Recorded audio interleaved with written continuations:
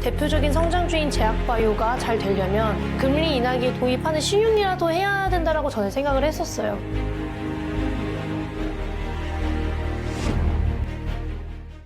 아까 잠깐 이제 바이오주 이야기를 해주셨는데 그런 얘기 있더라고요. 반도체 빈자리를 메우는 주식이 주도주가 될 것이다.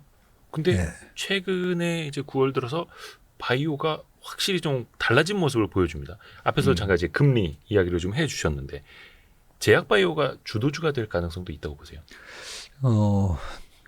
제가 바이오를 좋아하지는 않지만 네, 항상 객관적으로 봤을 때 우리가 글로벌하게 탑티어냐 이거 봐야 되고 그죠? 그리고 우리가 넘지 말아야 되는 선은 있어요. 그 선이 뭐냐면 반도체 같은 경우에는 CPU, 네. GPU, 아, 네, 아주 고부가 같이 예. 네, 테크인데 우리가 윈도우 OS 같은 거 우리도 한번 만들어 볼까? 네, 이런 게 미국이 그 선은 넘으면 안 돼. 저는 그렇다고 생각합니다. 네. 지네들만 해야 돼요. 지네들만 해야 된다고 생각하고. 근데 그 약간 밑단에서는 TSMC 마찬가지잖아요. TSMC 만들어주는 거잖아요. 그렇죠. 근데 만들어주는 거 워낙 잘 만들어주면서 원가 절감이랑 코스트 생산 공정을 통해서 마진을 남기는 거지. 그 자체로 뭐 대단한 그 특허 기술 가지고 돈을 버는 건 아니거든요. 그러면 이제 바이오로 딱 넘어가 보면 바이오에서 그러면 TSMC 같은 기업은 뭘까? 삼성바이오인 거죠. 네, 기존의 론자, 그리고 삼성바이오가 2016년도에 상장하면서 삼성바이오 보면요, 그게 굉장히 성장성이 좋습니다. 네. 성장성이 좋은데 이 삼성바이오가 삼성의 파운드리 수준일 거냐, 아니면 TSMC처럼 될 거냐, 그게 우리가 체크를 해야 되는 부분인데 지금 삼성바이오의 그 CMO의 기술은 세계 1위가 됐고 캐파 기준으로요. 그 CDMO 디벨롭먼트까지 같이 해줘서 하는 거는 여전히 이제 론자가 1등이긴 한데 론자랑 뭐 이쪽을 론자를 위협하는 그런 위치까지 된 거죠. 네. 그리고 우리가 원래 그런 것 좀 잘했으니까 생산 공정 이런 것 원래 잘했으니까 그래서 삼성바이오가 지금 저는 바이오가 될 거면 이 조그만 뭐 임상 3상 통과할지 안 될지 모르는 막 그런 주식도 올라가는 거는 저는 그게 진정한 바이오장이라고 보지는 않고요. 큰 형님이 움직여야 된다고 보거든요. 그런데 삼성바이오가 100만 원 뚫어버렸잖아요. 네. 네, 뚫어버리고 이게 제가 생각하는 바이오장이 내년까지 이어지는 게 맞다면 150만 원? 예, 옛날부터 저는 사실 옛날에 주식초등학교 그때부터 네. 삼성바이오 질문 나오면 삼성바이오는 200만 원 가는 기업이다 생각하고 투자를 하셔야 이게 상장해서 12만 5,500원 갔다가 60만 원 갔다가 또 28만 원 뭐 사실 좀 노이즈도 있던 기업이죠. 뭐 재판 때문에 28만 원 갔다가 뭐 그럴 때마다 그 노이즈가 나올 때마다 이게 뭐 차트 봐도 답 안 나오고요. 밸류에이션 봐도 답 안 나요. 지금도 PBR 7배거든요. 항상 좀 비쌌기 때문에 밸류에이션으로 다 답 안 나오는데 큰 그림으로 봤을 때 삼성바이오가 이 바이오 쪽에서의 TSMC 같은 기업이 될 수가 있다라고 보면 큰 그림이 보이는 거죠. 그래서 옛날부터 삼성바이오는 200만 원 가는 기업이라고 생각하고 투자를 하시라고 늘 말씀을 드렸던 거고요. 그래서 이번에 근데 왜 하필 지금 바이오가 랠리를 하는데라고 물어볼 수 있잖아요. 네. 아니 박전 뭐 작년에는 뭐 바이오 얘기 안 했잖아. 이러면 바이오는요. 과거 사례를 보시면 바이오 랠리는 금리가 페드에 금리를 내렸을 때부터 랠리가 옵니다. 그리고 금리를 올릴 때부터 조정이 오고. 그래서 나스닥 생명공학 지수 차트를 보시면 2008년도에 리만 사태 있고 네. 2009년 초에 제로 금리까지 확 낮춰주죠. 그때부터 바이오가 움직이기 시작하거든요. 언제까지? 2015년 7월까지 올라가요. 그리고 2015년 7월까지 거의 6년 랠리하고 2015년 7월, 8월 한 35% 확 빠져요. 최근에 반도체 빠지지만 확 빠졌는데 2015년 12월에 페드가 첫 금리 인상했어요. 네. 네, 금리 인상 얘기가 나오면서 바이오가 꺾이기 시작했고 그 이후로는 반도체가 그 바통을 이어받아서 랠리가 있었고요. 16년, 17년, 18년 랠리 있었고 20년에 다시 바이오가 뜨죠. BBIG. 그렇죠. 네. 그거는 또 코로나 때문에 페드가 금리를 또 제로 금리 만들어졌잖아요. 그러니까 랠리가 왔고 그러고 바이오가 또 작살나죠. 페드가 금리를 올려버렸기 때문에. 그래서 굉장히 이 금리에 민감한 업종입니다. 예, 그래서 이 바이오가 내년 혹은 내후년까지도 예, 계속 랠리가 이어질 수가 있는데 너무 뭐 우리 길게 보면서 투자 안 하니까 일단 내년 상반기까지는 바이오 랠리가 좀 이어질 것 같다라고 보고 국내에서 보면 이게 큰 종목만 가는 건 아니잖아요. 네. 2차 전지 갈 때 뭐 LG화학이나 뭐 이런 게 있으면 밑에 예. 대주전자까지 막 올라왔었잖아요. 그렇죠. 그렇죠. 그게 중소형주 단에서 뭐 그런 조짐이 보여야 되는데 이제는 중소형주라고 얘기하기가 그런 게 알테오젠 같은 거. 벌써 코스닥 시가총액 1위. 그렇죠. 거의 한 19조 원. 네. 그런 기업들이 나와야 이게 바이오장인데 지금 그런 기업들이 나오고 있잖아요. 그런 기업들이 우리가 이 정도 실력이 있고 이 정도 글로벌하게 경쟁력이 있어라고 보여주다 보니까 그 밑에 다른 바이오 기업들에 대해서 투자 센티멘트가 개선되잖아요. 아 그런가? 아 우리 바이오 전부 다 사기꾼 아니었어? 이러다가 기술 수출하는 거 보면서 찐이었네. 예, 그러면서 이제 투자자들의 시각이 바뀌면서 올라오는 모습. 거기다가 이제 금리까지 떨어져 주니까 예, 기름을 부어주는 격이죠. 어느 정도 좀 신뢰도 회복해 가고 있고 네. 뭐라 해야 될까 좀 임상으로도 그 입증을 해 나가고 있고 네. 거기에다 금리까지 좀 삼박자가 같이 또 어우러진 것 같습니다. 그 다른 인터뷰 보니까 또 대표님이 이제 엔터주 네. 좀 괜찮게 보신다 하더라고요. 지금 엔터야말로 한겨울 아닙니까? 한겨울이죠. 그리고 뭔가 얘기할 때 좀 걱정이 많이 될 때, 저 낙관론자잖아요. 네네네. 근데 제가 걱정이 많이 되면 그러면 나중에 끝났나 막 이렇게. 예, 이거 주가 보니까 너무 이거 왜 이래 매가리가 없지? 예, 그러면서 좀 겁이 날 때가 보면 거의 이제 바닥. 저 같은 낙관론자마저도 그런 걱정이 되면 바닥인데 좀 냉정하게 이제 분석을 해보자고요. 네. 냉정하게. 자, 최근에 이 매가리가 없는 모습은 실적도 안 좋았지만 소위 말해서 삽질을 했어요. 네. 삽질에 대한 대가라고 보시면 돼요. 삽질. 네. 1등 하이브부터 2등 SM, 3등 JIP 뭐 이렇게 있는데 일단 시가총액 1등 하이브. 어떤 삽질을 했죠? 뭐 소송 가고 뭐 하여튼 레이블. 네. SM 때문에 그 후속타 삽질도 있었지만 집안 싸움, 그 뭐 미니진, 인수. 네, 뭐 그런 것도 있었지만 자 SM을 인수하기 위해서 저는 그거 보면서 참 우리나라 M&A의 이 모습을 보면서 미국 기업들 M&A는 보면 이 생산성 향상과 내가 저 회사를 인수해서 더더욱 주주 가치를 키워주기 위한 네, 오로지 목적은 주주 가치 극대화를 위해서 M&A도 하는 거잖아요. 네, 그런데 SM 인수에 보면 아니 무슨 감정 싸움 하듯이 여기서 밀리면 안 돼. 여기서 이제 사주고 하는데 공개 매수가 12만 원 했다가 그걸 또 공개 매수 안 되게 하려고 시세 조정을 해서 가격을 올려버렸잖아요. 그래서 지금 학교 가 계시잖아요. 그 보면 기타 법인이 샀더라고요. 그래서 저는 그때 설마 아니 이거 가격을 억지로 사서 올리면 시세 조정이 되면서 이거는 자본시장법에서 통정매매 시세 조정 이거는 너무 명확한 건데 설마 이 정도 법률 자문도 안 해줬을까 했는데 나중에 보니까 이 정도 법률 자문도 안 되는 그런 후진 기업이었던 거죠. 그건 이제 카카오.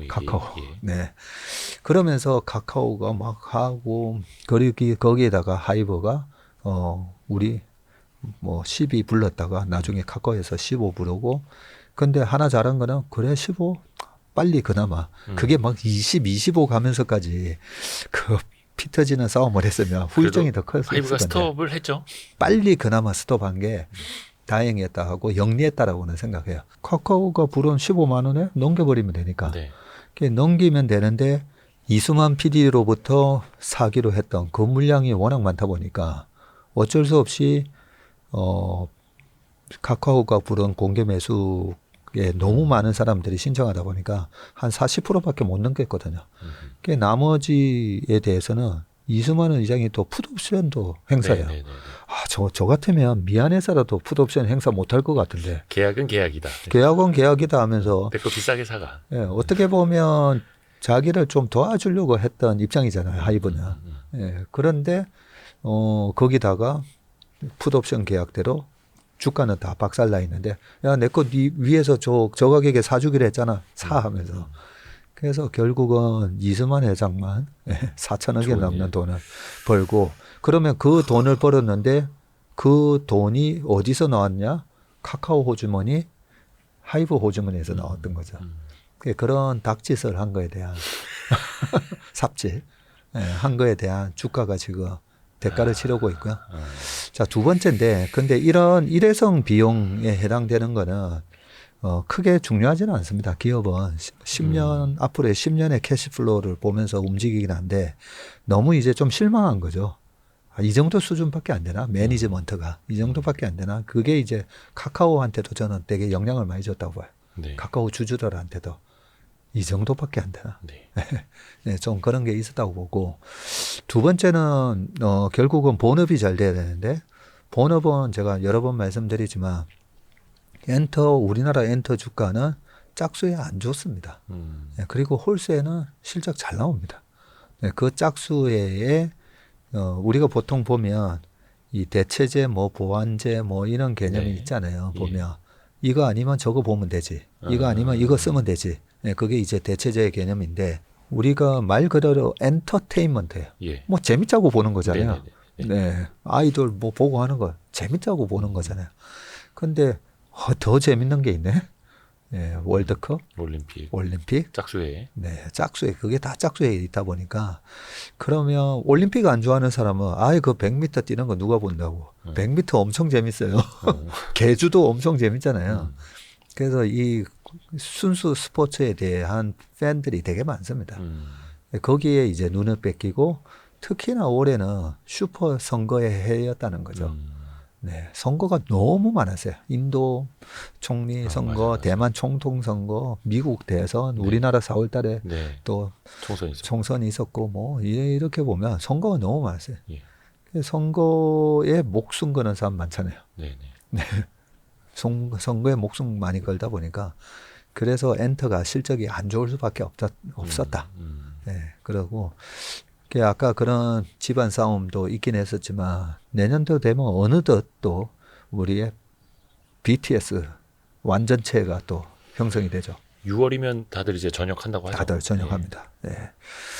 그렇게 됐을 때 그동안의 그 공백을 세븐틴인가 또 많이 잘 적을 해줬는데 거기에 또 BTS가 완전체로 또 복귀하고 이런 것 때문에 지금 참 많이 빠졌는데 밸류에이션을 보면 만약에 10만 원짜리가 지금 4만 원이 돼 있으면 그래도 7만 원, 8만 원을 해야 되는데 약간 이런 느낌이거든요. 그래서 기대 수익이 50에서 100% 정도는 나올 수 있는 그런 가격대까지 지금은 좀 빠져 있다 생각합니다. 아하. 많이 빠진 만큼 기대 수익이 더 높을 수 있다. 밸류업 지수 나온다고 하는데 이 영상 올라갈 때쯤이면 아마 한국거래소에서 밸류업 지수 발표했을 수도 있겠네요. 24일에 발표한다고 하니까. 네. 이 밸류업 관련주는 투자 측면에서 좀 어떻게 접근하는 게 좋을까요? 물론 이거 ETF로 만드는 건 한 2달 정도는 더 걸린다고는 하는데 물론 지금도 은행지주사나 현대차그룹이나 밸류업 많이 하지 않습니까? 네. 저는 우리 업계에서 30년을 종사하다 보니까 네. 그런 지수 만드는 걸로 이렇게 얘기가 많이 된 적이 많았어요. 그렇죠. BBIG도 그렇고. 네. 뉴딜 KRX 지수도 그렇고. 무슨 지수. 네. 네, 코스피와 코스닥을 함께 할 수 있는 코스닥의 이 저평가를 해소하기 위해서 코스피 종목이랑 같이 섞고. 그래서 보면 우리 지수 하시다 보면 코스피 위에 코스피 50 중소형 지수 무슨 지수 되게 엄청 많아요.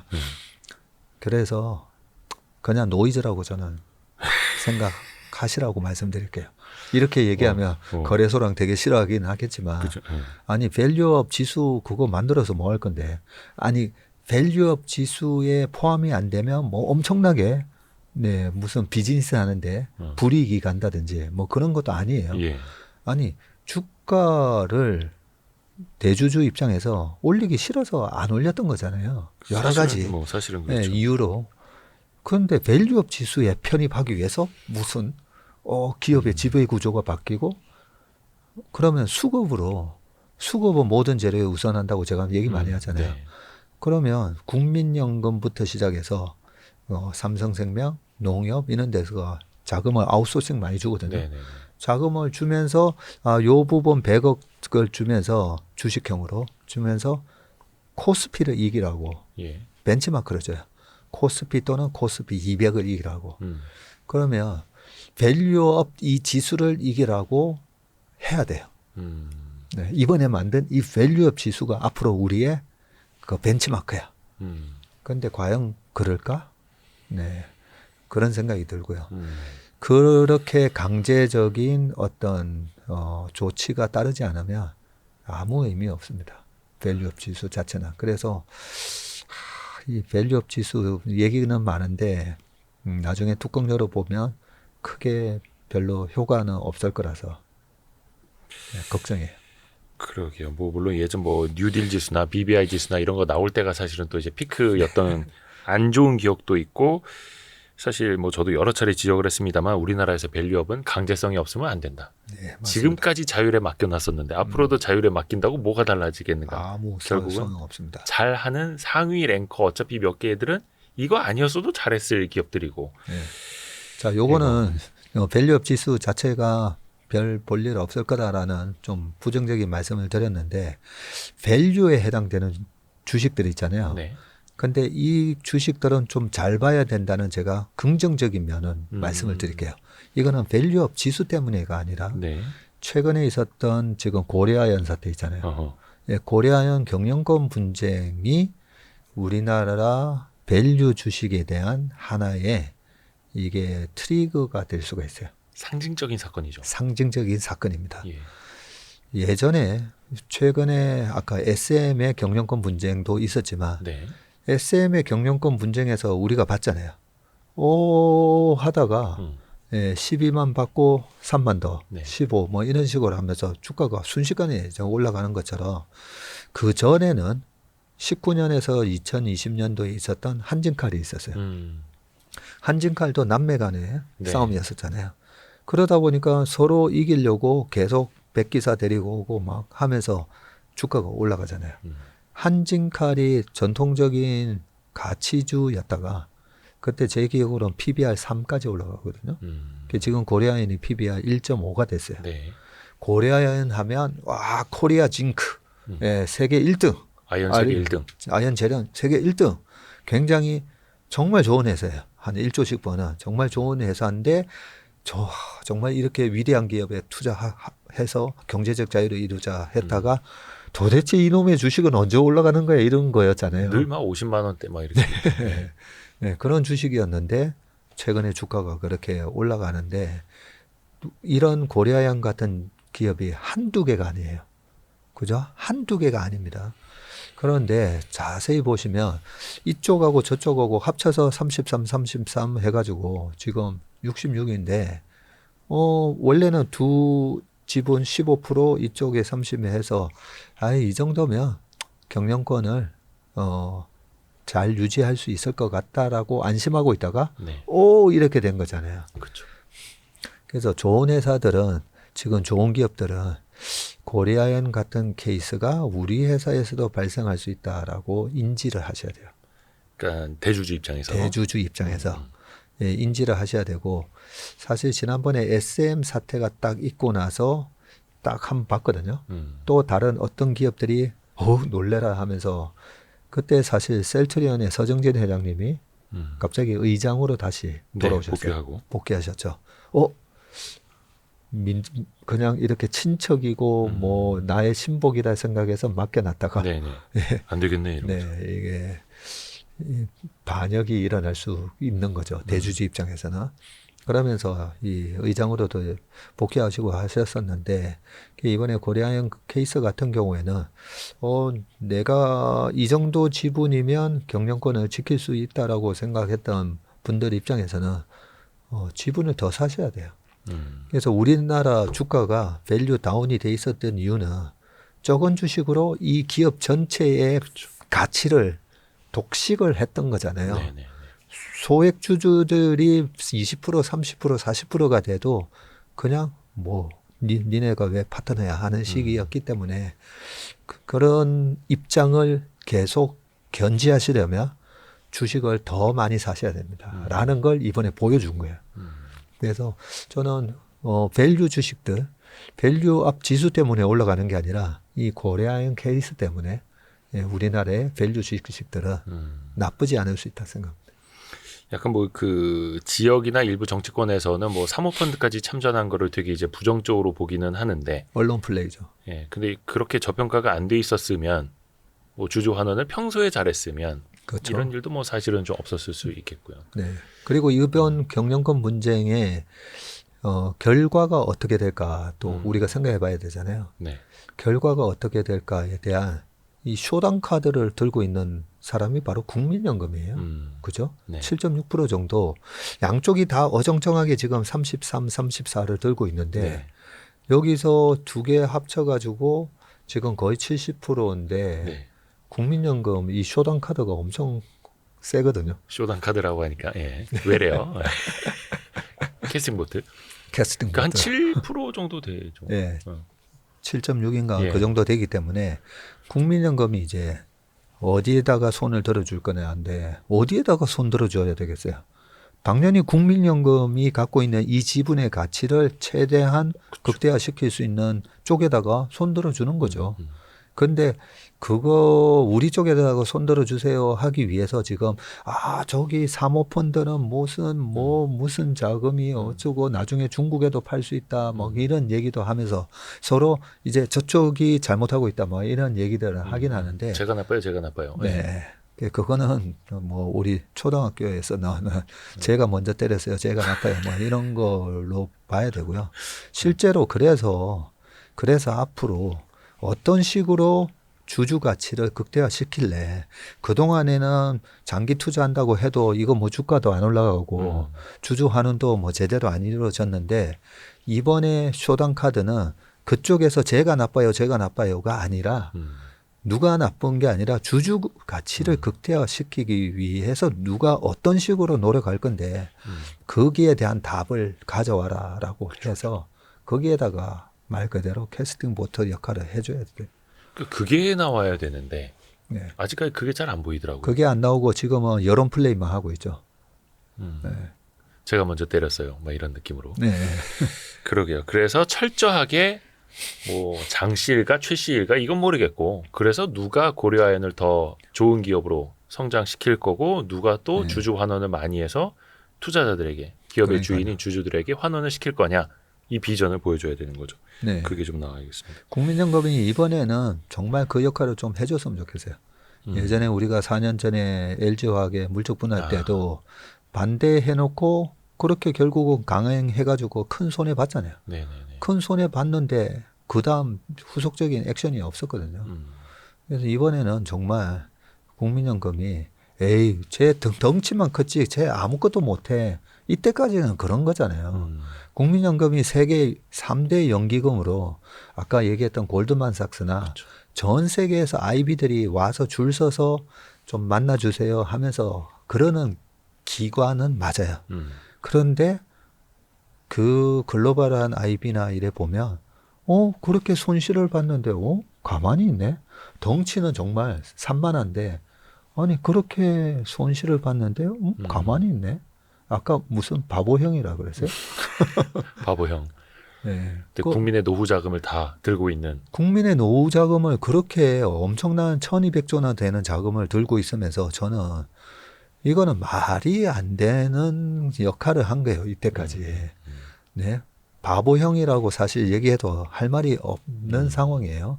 아니 그렇게 손실을 보고 국민의 노후 자금이 강탈당했는데 아무 액션 안 했잖아요. 그리고 최근에 국민연금 개혁이라고 해서 막 정치권에서 하잖아요. 그렇죠, 뭐 그렇죠. 더 내고 더 받자 이런 거 보면 정말 우선순위가 잘못됐어요.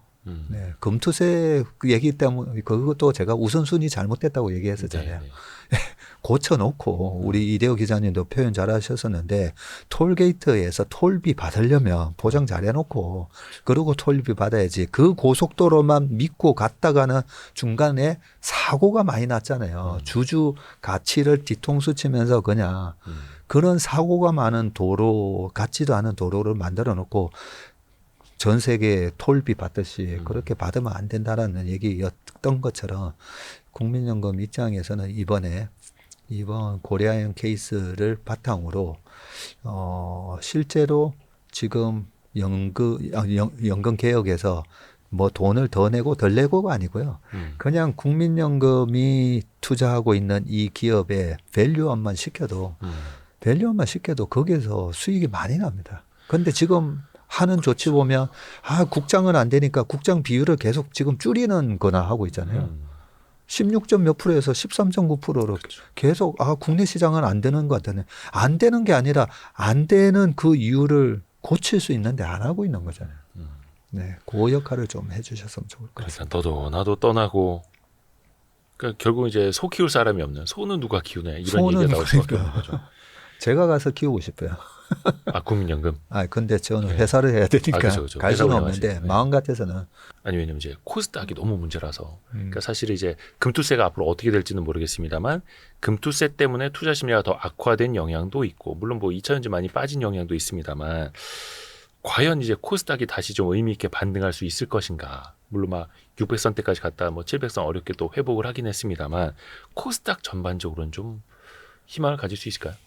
아마 우리 이대호 기자님은 그 질문을 하면서도 박사익 전문은 계속 코스닥 안 좋게 얘기했으니까 안 좋은 대답이 나올 거라고 아마 생각하실 것 같은데 근데 이제 대형주 중심으로 또 이렇게 항상 늘 보시는 했기 네. 때문에 근데 코스닥도 보면요 이 퀀트로 보면 제가 얘기했잖아요 홀수에 코스닥의 평균 수익률 40% 나옵니다 40% 홀수에는 네. 근데 짝수에는 마이너스 17.5%가 나오기 때문에 올해는 코스닥을 웬만하면 4월까지는 정리하시고 쉬세요라고 얘기를 계속 하다 보니까 코스닥에 있는 종목을 많이 지르신 분들은 듣기 싫으셨겠죠 그동안에. 네네. 네, 그래서 듣기 싫으셨을 건데 이제 짝수에 거의 다 지나가요. 그리고 홀수에 코스닥 수익률이 좋다고 했는데 그럼 언제 사야 되느냐? 짝수해의 10월 말에 사는 거예요.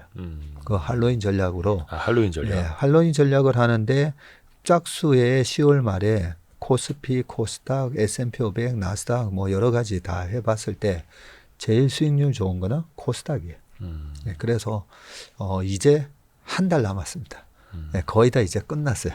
네, 그동안은 제가 계속 코스닥 안 된다 해서 좀 죄송하긴 했었지만 이제 거의 다 끝났고요. 이번에 670인가 80 언저리까지 가면서 이 신용 반대 매매도 나왔고요. 이번에 10월 달까지 코스닥이 그 지난 저점을 테스트하지는 않을 겁니다. 11월, 12월부터는 랠리가 시작된댔잖아요. 네. 네, 그 랠리에 맞춰서 코스닥이 좀 강하게 올라올 겁니다. 네, 그 강하게 올라오면서 아까 말씀드렸던 바이오도 그렇고 그동안에 또 많이 빠져 있는 반도체 코스닥 종목들 보면 괜찮은 회사인데 저렇게까지 빠졌어 이런 종목들이 있잖아요 보면 네. 반도체 장비 중에 독보적인 그렇죠. 기술을 갖고 있는 네, 그런 주식들도 반도체 겨울 아니야 이러면서도 막 올라올 겁니다. 그래서 코스닥은 올해 10월 달부터 내년 7월 달까지 네, 그동안에 많이 좀 안 좋으셨던 거 보상을 받으실 거다 생각하고 지금은 팔지 마세요 이제는. 네, 제가 4월 달까지는 파시라고 했는데 이제는 그냥 버티시면 될 것 같아요. 아하. 희망적인 이야기도 마지막으로 들었습니다. 오늘 박세익 대표님 와주셔서 또 긴 시간 좋은 말씀 너무나 감사드립니다. 좀 자주 뵐 수 있었으면 더 좋겠습니다. 또 뒤에 또 스케줄이 있으셔서 이제 보내드려야죠. 채슬리 투자자문의 박세익 대표님이었습니다. 고맙습니다. 고맙습니다. 고생하셨습니다.